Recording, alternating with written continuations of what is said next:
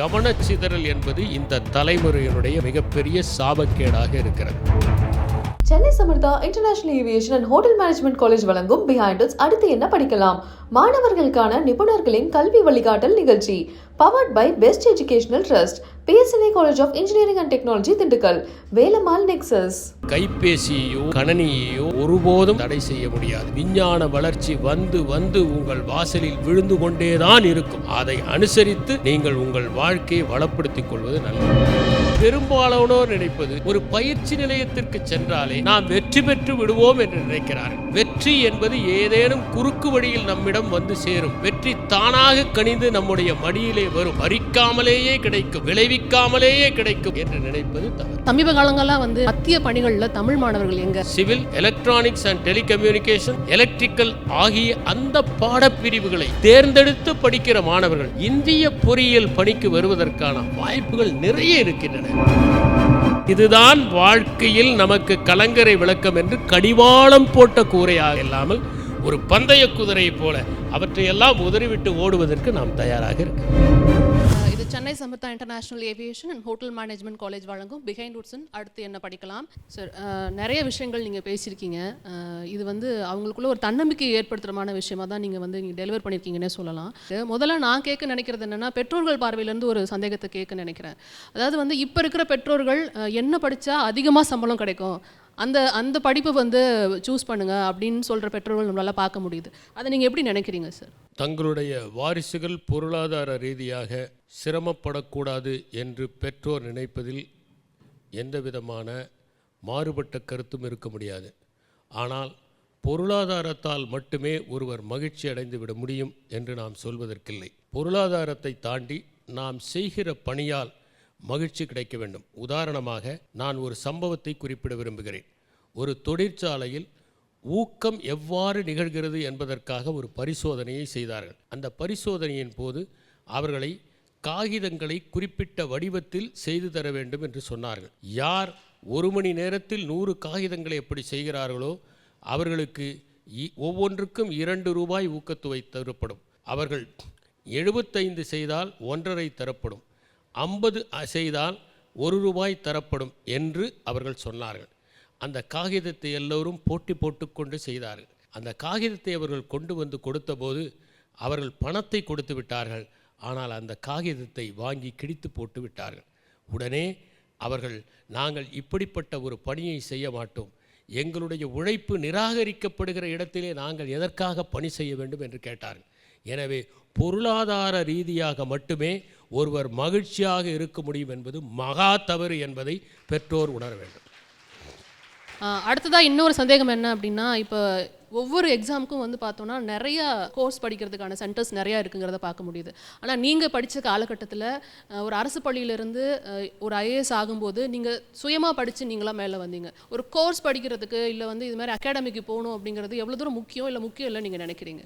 அது அவரவர் மனநிலையை பொறுத்தது. நீங்கள் சுயமாக படித்து வெற்றி பெற முடியும் என்பதற்கு எத்தகையோ சான்றுகள் இருக்கின்றன. ஆனால் இன்றைய சூழலில் ட்ராப் அவுட் சிண்ட்ரோம் என்று நான் சொல்வேன். அவர்கள் ஓடிக்கொண்டுதான் இருக்கிறார்கள், ஆனால் நாம் ஓடாமல் விட்டுவிட்டோமோ என்கிற மனநிலை ஏற்பட்டு விடுகிறது. அதனால் மற்றவர்கள் என்ன செய்கிறார்களோ அதை நாமும் செய்ய வேண்டும் என்கிற ஒரு மனப்பான்மை ஏற்பட்டு விடுகிறது. ஆகவே மற்றவர்கள் சேர்ந்திருக்கிறார்கள், நாமும் சேர்ந்தால்தான் வெற்றி பெற முடியும் என்கிற எண்ணத்தோடு ஒருவர் இருந்தால் இது போன்ற நிலையங்களில் சேராமல் படிக்கின்ற போது அவர்களுக்கு ஒரு சோர்வு ஏற்படலாம். எனவே இதை பொறுத்தவரை அவர்களுடைய மனநிலை தான் முக்கியம். ஆனால் பெரும்பாலானோர் நினைப்பது ஒரு பயிற்சி நிலையத்திற்கு சென்றாலே நாம் வெற்றி பெற்று விடுவோம் என்று நினைக்கிறார்கள். வெற்றி என்பது ஏதேனும் குறுக்கு வழியில் நம்மிடம் வந்து சேரும். வெற்றி தானாக கனிந்து நம்முடைய மடியிலே வரும். பறிக்காமலேயே கிடைக்கும், விளைவிக்காமலேயே கிடைக்கும் என்று நினைப்பது தவறு. இந்த நேரத்தில் நீங்கள் எப்படி உங்களுடைய எக்ஸாமுக்கெலாம் தயாரானீங்க அப்படின்ற ஒரு சின்ன ஒரு விஷயத்த சொன்னீங்கன்னா நல்லாயிருக்கும். நாங்கள் தயாரான காலம் வேறு, இவர்கள் தயாராகிற காலம் வேறு. எனவே அப்போது இருந்த மாவு இப்போது பணியாரம் சுட பயன்படாது.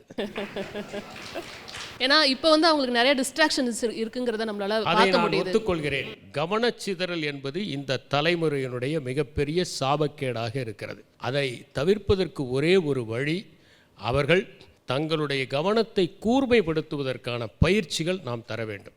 இரண்டாவது, நீங்கள் கைபேசியையோ கணனியையோ ஒருபோதும் தடை செய்ய முடியாது. விஞ்ஞான வளர்ச்சி வந்து வந்து உங்கள் வாசலில் விழுந்து கொண்டேதான் இருக்கும். அதை அனுசரித்து நீங்கள் உங்கள் வாழ்க்கையை வளப்படுத்திக் கொள்வது நல்லது.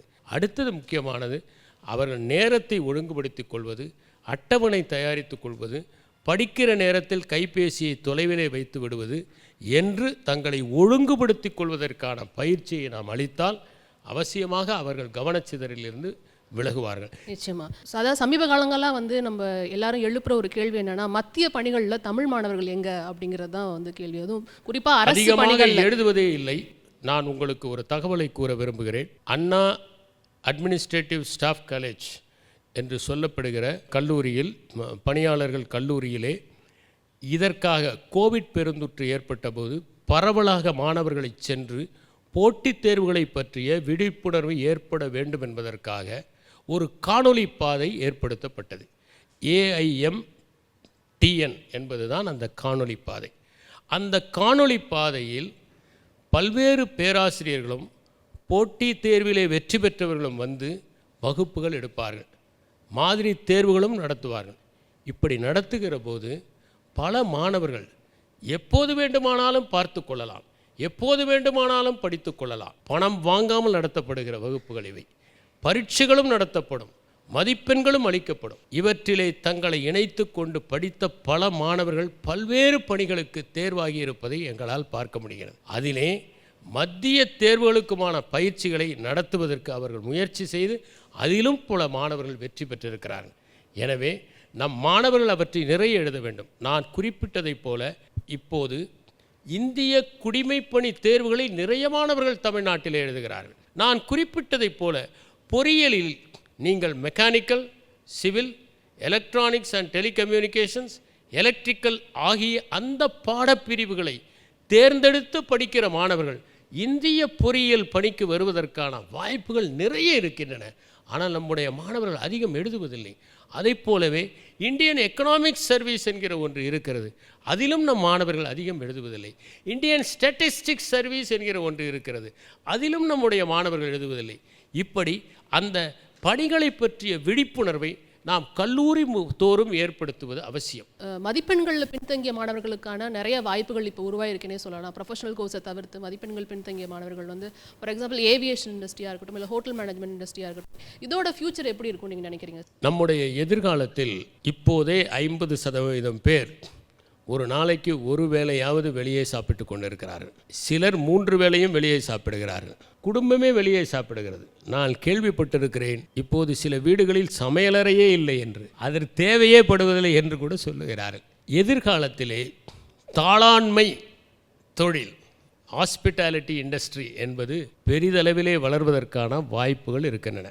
இது 3 காரணங்களால் வளரப்போகிறது. முதலாவதாக, மக்கள் அடுக்ககங்களிலே வாழ்கிறார்கள். இந்த சூழலில் சனிக்கிழமை அன்று வெளியே செல்வதற்கு ஒரு வாய்ப்பு கிடைத்தால் பலர் வெளியே செல்வதற்கு தயாராக இருக்கிறார்கள். வெள்ளிக்கிழமை விடுமுறை என்றால் 3 நாள்கள் கிடைத்தன என்று சென்று விடுகிறார்கள்.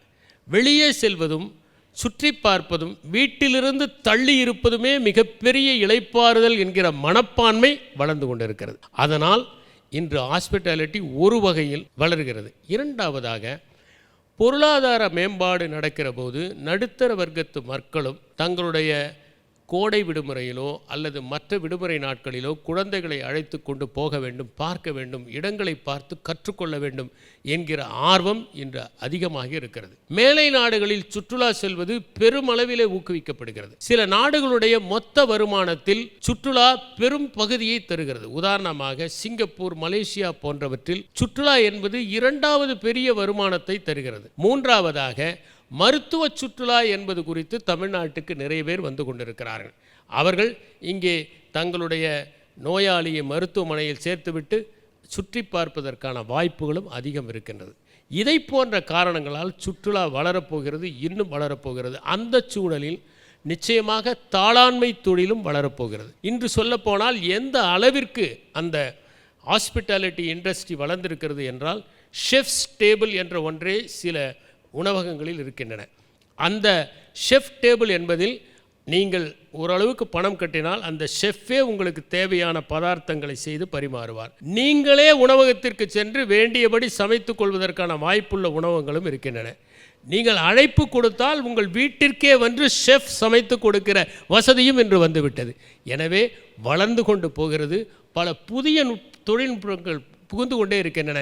எனவே இதுதான் வாழ்க்கையில் நமக்கு கலங்கரை விளக்கம் என்று கடிவாளம் போட்ட குதிரையாக இல்லாமல் ஒரு பந்தய குதிரையை போல அவற்றையெல்லாம் உதறிவிட்டு ஓடுவதற்கு நாம் தயாராக இருக்க வேண்டும். பிகைன் ரூட்ஸ் வழங்கும் அடுத்து என்ன படிக்கலாம். இது மாணவர்களுக்கான கல்வி வழிகாட்டுதல் நிகழ்ச்சி. Title sponsors Chennai Samartha's group of institution. Chennai சமர்த்தால ஈஸியா படிக்கலாம், வேர்ல்டு ஃபுல்லா பறக்கலாம். Powered by best educational trust, a complete guidelines for your higher education and job services. PSNA College of Engineering and Technology, Dindigul, Velammal nexus.